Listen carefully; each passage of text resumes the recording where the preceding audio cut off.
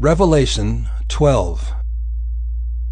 And a great sign appeared in heaven, a woman clothed with the sun, with the moon under her feet, and on her head a crown of 12 stars. She was pregnant, and was crying out in birth pains, and the agony of giving birth.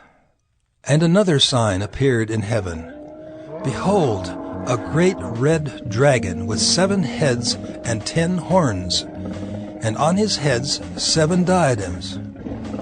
His tail swept down 1/3 of the stars of heaven, and cast them to the earth. And the dragon stood before the woman who was about to give birth, so that when she bore her child, he might devour it. She gave birth to a male child, one who is to rule all the nations with a rod of iron. But her child was caught up to God and to his throne. And the woman fled into the wilderness, where she has a place prepared by God, in which she is to be nourished for 1,260 days. Now war arose in heaven, Michael and his angels fighting against the dragon. And the dragon and his angels fought back.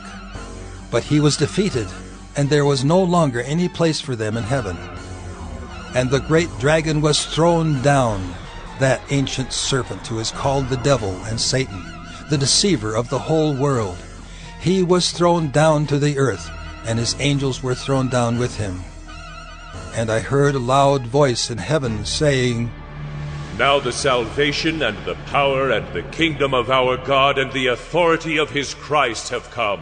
For the accuser of our brothers has been thrown down, who accuses them day and night before our God. And they have conquered him by the blood of the Lamb and by the word of their testimony. For they loved not their lives even unto death. Therefore rejoice, O heavens, and you who dwell in them. But woe to you, O earth and sea, for the devil has come down to you in great wrath, because he knows that his time is short. And when the dragon saw that he had been thrown down to the earth, he pursued the woman who had given birth to the male child. But the woman was given the 2 wings of the great eagle, so that she might fly from the serpent into the wilderness, to the place where she is to be nourished for a time, and times, and half a time. The serpent poured water like a river out of his mouth after the woman, to sweep her away with a flood. But the earth came to the help of the woman, and the earth opened its mouth and swallowed the river that the dragon had poured from his mouth.